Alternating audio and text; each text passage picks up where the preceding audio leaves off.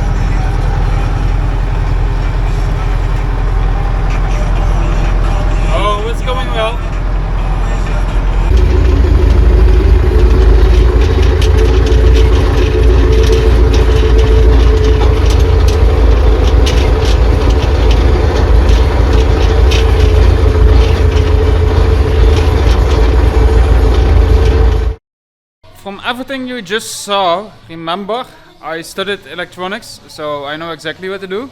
I made all what you saw myself, so that's all history. That's all gone by now. Just the egg open GPS still remains on the tractor. And if I find time for myself, then I can make that work like it should be.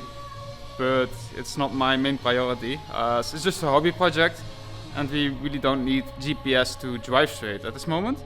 But we do need it for other purposes, so we're gonna make that work in the future. Now, the spray computers, all three versions, I built them completely myself, so that's completely my own development, and I just did that as a hobby thing because I like to invent stuff myself, and it taught me a lot about electronics, web servers, IoT, and a lot more probably, but I definitely learned a lot from that, and that was my main goal with it. And now it's time to upgrade so that I don't have to experiment anymore with the machines that we have to use daily. And I just want to go to the next step, so we're gonna do it with this upgrade, which we are gonna perform in this video. Here on the table is our new setup, which is an ISOBUS controller. It's a Müller Electronics MIDI controller, and it also has a connection box. So this is going onto the machine together with a connection cable. And in the cab of the tractor we actually get this display, which is an ISOBUS Touch 800 display, and that will communicate with this controller to control the wall sprayer. So it means we got a spray computer on there, but also the hydraulic controls and basically everything that we need to operate the machine. So it makes the connection to the tractor a lot easier, as I don't have to drag the switch box into the cab every time I need to use it. So it makes the connection way easier. And this display also enables me to work with GPS. So I got a GPS antenna myself, and we are gonna connect it to the sprayer. So this season we can see where we have sprayed, and hopefully we can do a lot more with it. So let's get started and mount this stuff on the sprayer.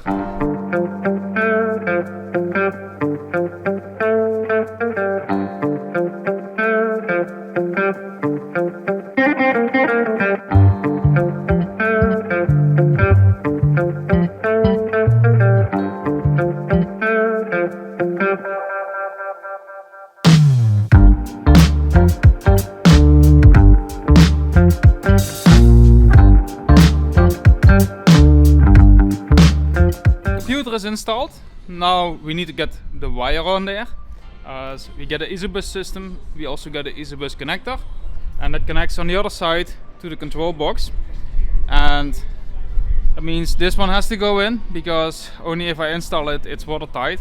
And since I'm standing outside, as that machine still doesn't fit in the workshop, I really need to get the wire installed. That way I make sure that it's waterproof, and that's really important, as sprayers need to be waterproof. That's the most important thing about electronics on a sprayer. It has a lot to endure, so we have to make sure that we do it as best as possible. Well, now we here got the old connection box of the sprayer, and as you can see, it has a few clamps in there, and they are also numbered. And I got the original manual of the machine, and in the manual is a nice documentation of what these numbers all mean. So that means that way I can reconnect it to the other box, which is gonna sit at the same spot, so I don't need to change any wiring to do this. I just need to detach it from this box, attach it on this box, and then we get it going.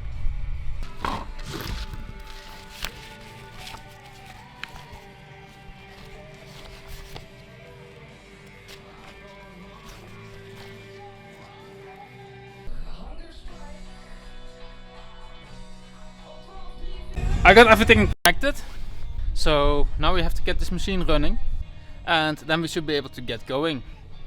Now we also got a lot of stuff on the sprayer which could come off, so I'm actually gonna clean it up a bit, as we got just way too many cables here, and I just want to get rid of as many as we can. So let's start by cleaning up and taking off a lot of the electronics that are not required anymore.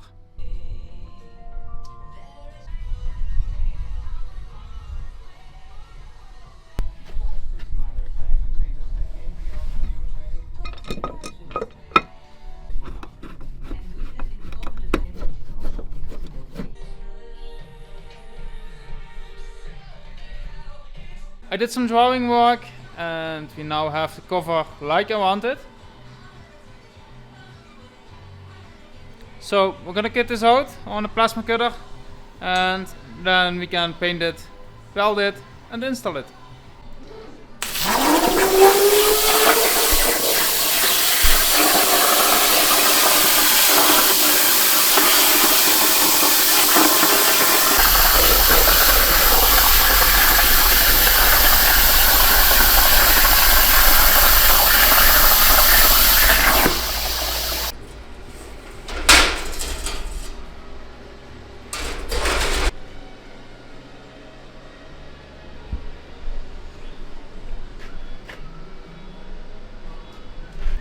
So before that cut, I already made another cut which wasn't going through, but it was just a cut to make sure that I have a bent line. And I made a fault because I had the power too high. I thought it wouldn't cut at 5 meters a minute, but it cut through at 5 meters a minute, so that's a little accident, so I need to weld it up.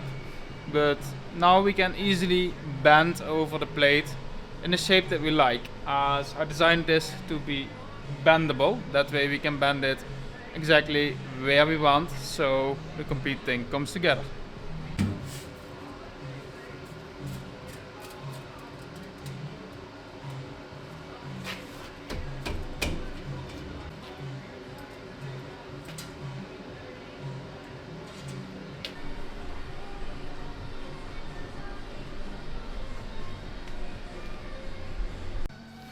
Oh, this is it. I welded it together, I cleaned it up a bit, and yeah, it's exactly how I wanted it. So let's see if the thing fits.